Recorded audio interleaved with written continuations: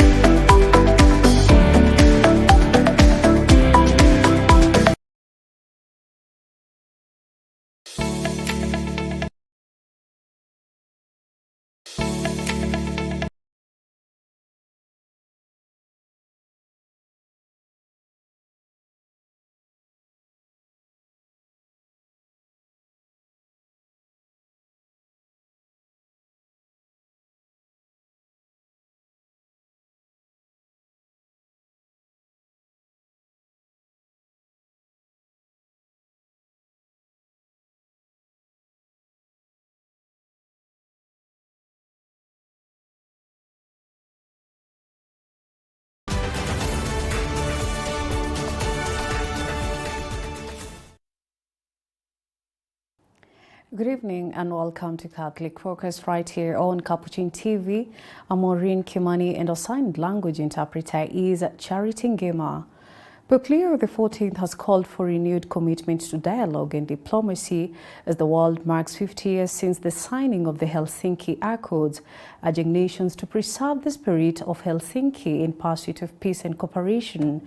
Speaking at his first general audience since the summer break, Pope Leo called the 1975 pact that brought together 35 nations during the Cold War to promote East-West cooperation, human rights and religious freedom.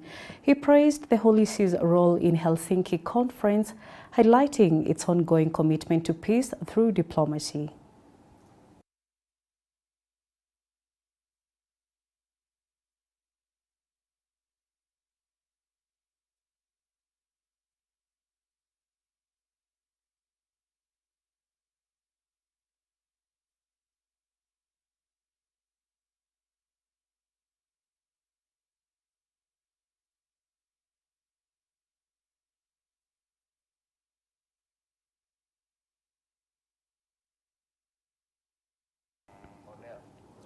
In a renewed push to uphold justice, defend human rights and tackle corruption, the government of Kenya convened a high-level roundtable bringing together top development partners and justice sector stakeholders.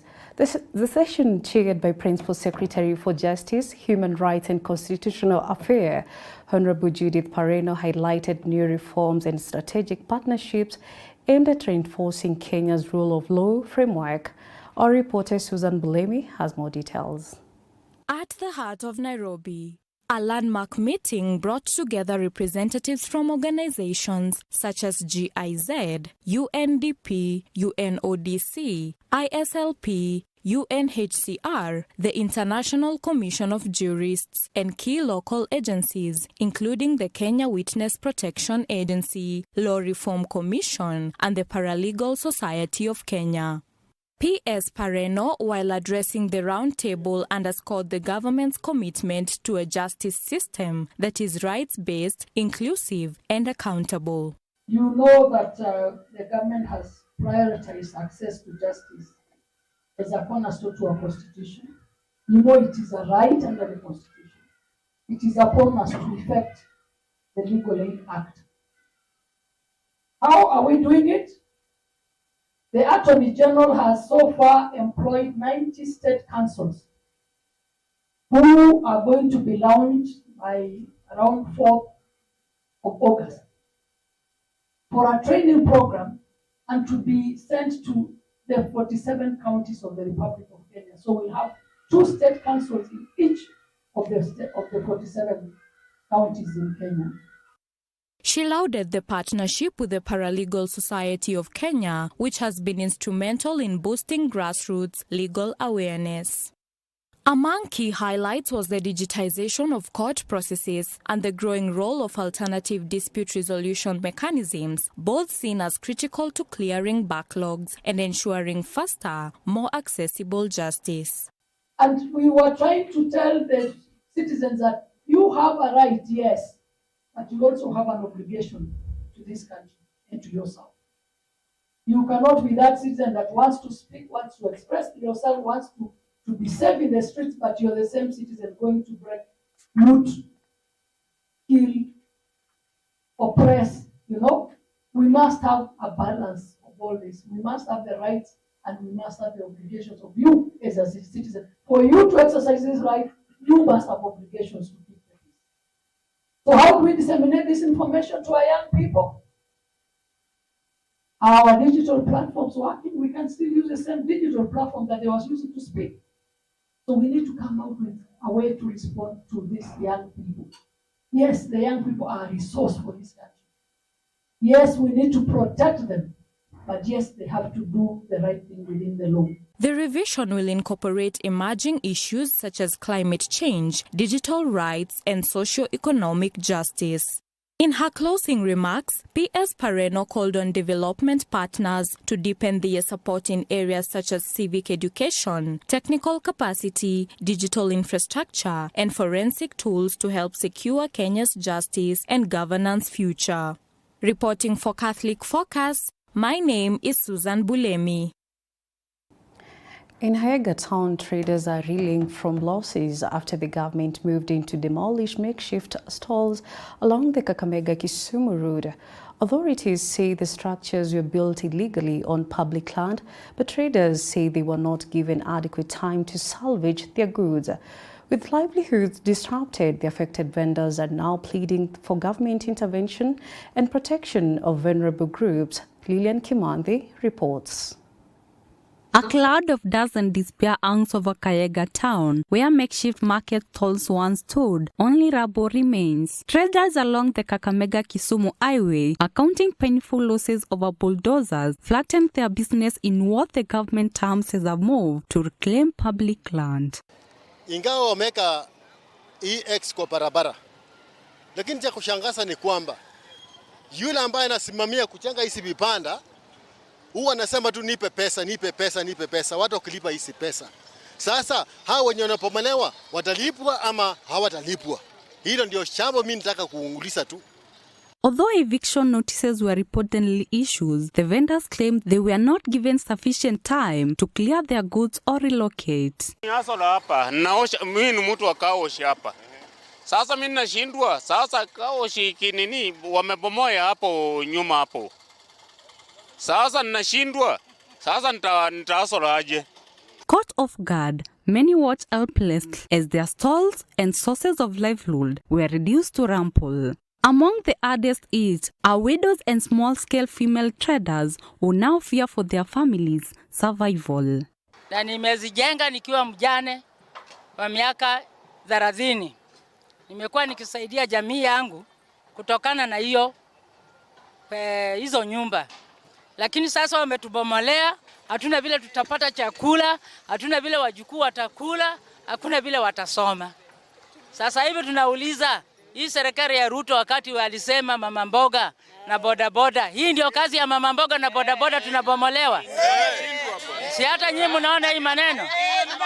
Hii ni haki kweli? Si haki. Sasa kama wanabomoa hivi, mimi nitaenda wapi?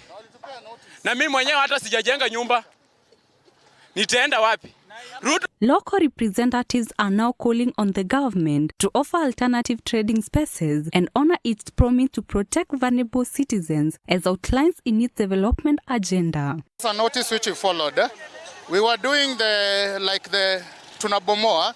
Then we've begged the people wacha to bomoe or to pay time to bomoe because we followed the instructions. They gave us the rules and we followed. So we are begging the people, they are not really understanding. So we are asking, these people are employed here, they are working here, I've employed them. How am I going to pay them?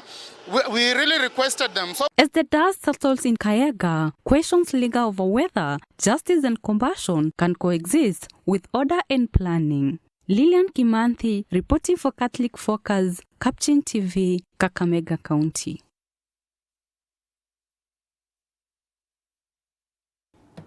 Security in Gatundu North constituency is set to improve following the opening of a new police station in Gakoe, Kiambu County. The facility, funded through CDF,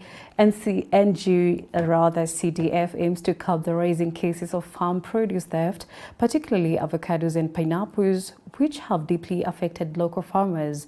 David Kiprotich reports. A new police station has been established in Gakoe, Gatundu North constituency, Kiambu County, in a move aimed at enhancing security and addressing increasing cases of farm produce theft.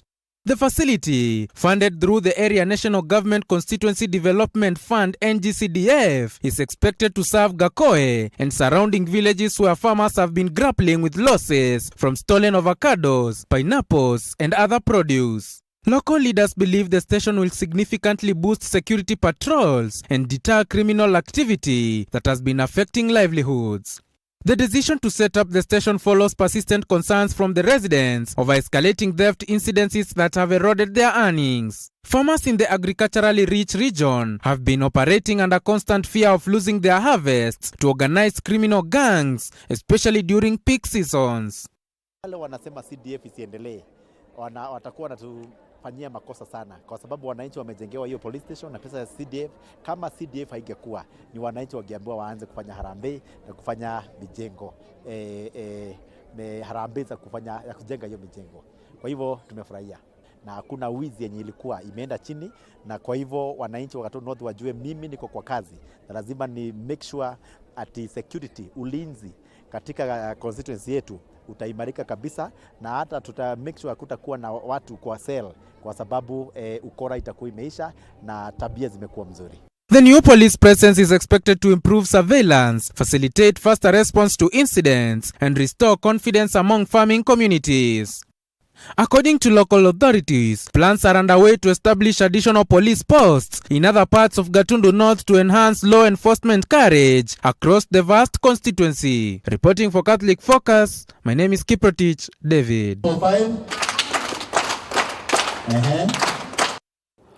Kakamega County is redefining agriculture one youth at a time.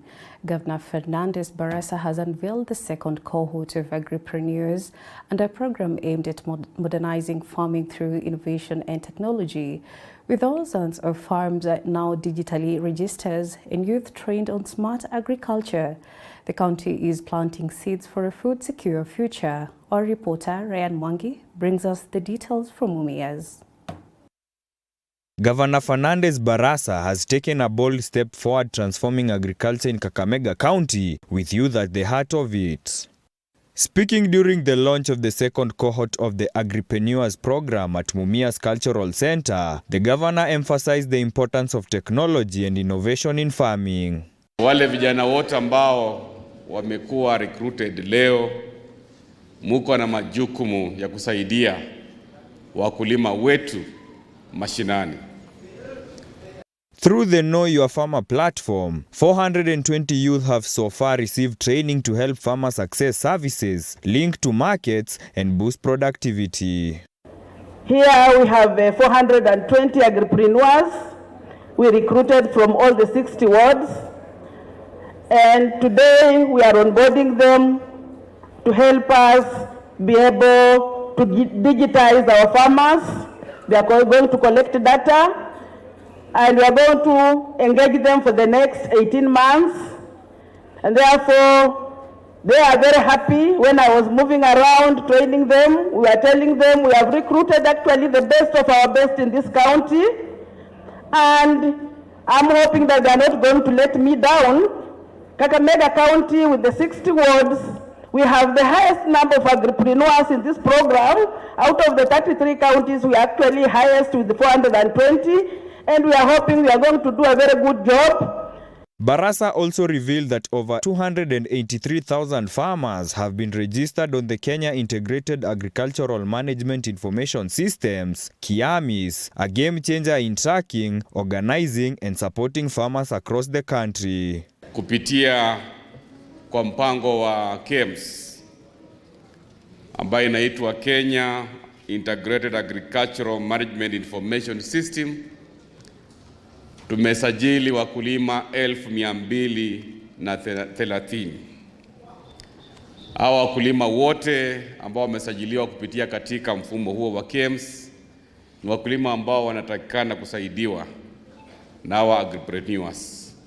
So you as agripreneurs, you are going to be our extension officers. Kazi yenu ni kutembea in all the wards ili kusaidia wakulima wetu kwa ufugaji wa samaki, mambo ya kuku, mambo ya dairy cattle, na pia kuwasaidia kwa shughuli nyingine za ufugaji. I know because of that special training ambayo umepewa for the last 3 days, you have now been equipped with the knowledge, and you also need the passion ya kwenda kule nje kwa ambassadors wetu kwa shughuli ya ukulima. Mko tayari? Farmers are being encouraged to diversify into high-value agricultural ventures such as avocado, coffee, poultry, and dairy farming with the goal of increasing incomes and enhancing food security. With technology, youth engagement, and farmer data integration, Kakamega is cultivating not just crops, but a generation of future-ready agripreneurs. Reporting for Catholic Focus, my name is Ryan Mwangi. That's all we had for this edition of Catholic Focus. Thank you for watching. Maureen Kimani, and our signed language interpreter has been Charity Ngema.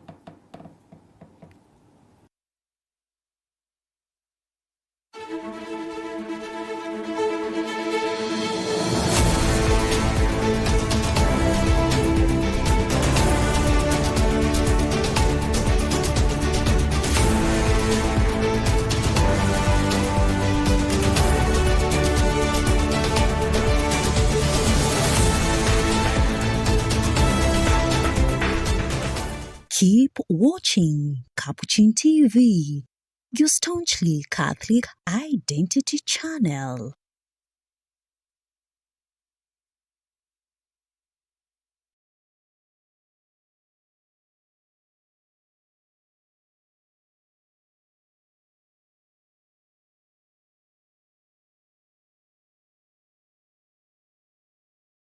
You are watching Capuchin TV. For any complaints, comments, or compliments on our programming, you can either write to us on info@capuchintv.co.ke, or you can call us directly on 0717 424 866. Your complaint shall be addressed within 7 days. Remember to keep a copy of your communication with us. Keep watching Capuchin TV, your Catholic identity.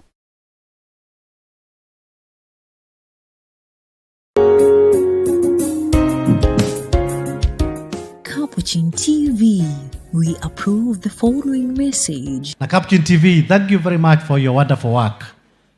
And let us continue to support our TV, Capuchin TV. Sindio? They are doing great work in the evangelization. Tuendelee kufanya kazi. Paybill number 510,678. Account name Caps TV. Endeleeni kutazama Capuchin TV, kitambulisho chetu Katoliki.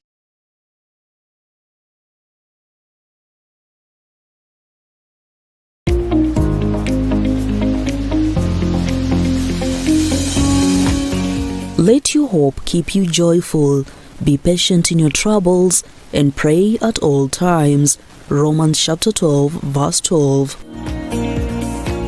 Calling all Catholic educators and faithful across Kenya. From the 5th to the 7th of August 2025, the Catholic Schools Principals Association Kenya, CASPA-K, under the patronage of the Kenya Conference of Catholic Bishops KCCB, Commission for Education and Religious Education, hosts its 10th edition conference under the theme Catholic Schools, Pilgrims of Hope, Journeying Together in Faith and Renewal. The conference will be convened in the Pope Paul VI Learning Resource Center Auditorium at the Catholic University of Eastern Africa, Kwea in Lang'ata, Nairobi. The gathering brings together principals of Catholic public secondary schools and associate members from across the nation, reflecting on a journey of faith, learning and leadership. Capuchin TV will be right at the center of it, camping at the venue to bring you wall-to-wall coverage through live streams on TV and across all our social media platforms. For more inquiries, contact your diocesan education secretary or reach out to the KCCB Education Commission via education@catholicchurch.or.ke or call 0700 649 340. Follow Capuchin TV on social media platforms X, Facebook and TikTok. Like and subscribe to our YouTube channel for full sessions, interviews and behind-the-scenes moments. Keep watching Capuchin TV, your staunchly Catholic identity channel.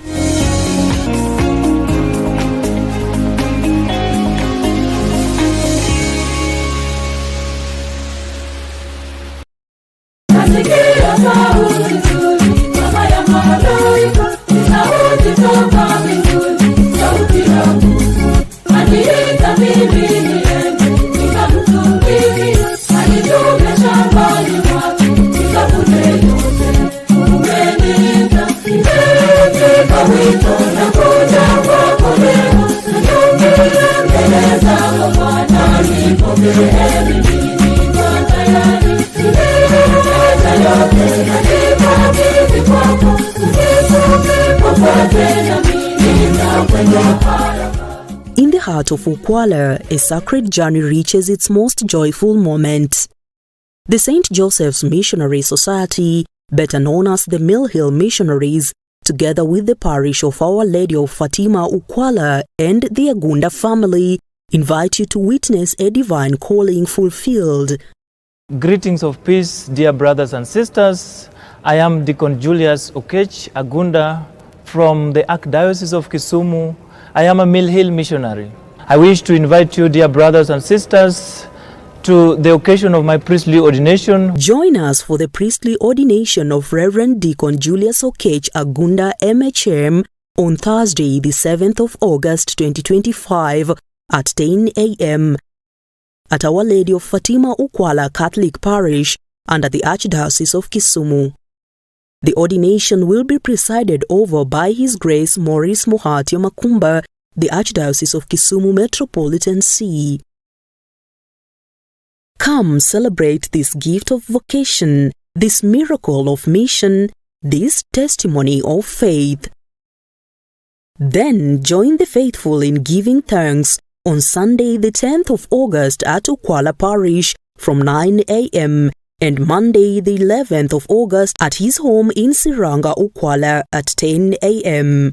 As I look back to the journey that God has had with me during my period of formation, I take inspiration from the book of 2 Samuel chapter 7 verse 18.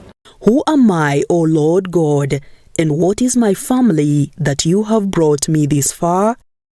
Let us gather in love, in prayer, and in joyful witness to this moment of grace. This celebration will be brought to you live on Capuchin TV and its corresponding digital podia. Capuchin TV congratulates the priest-to-be, Deacon Julius Okech Agunda. Follow, like, and subscribe to Capuchin TV, your staunchly Catholic identity channel. Ninaenda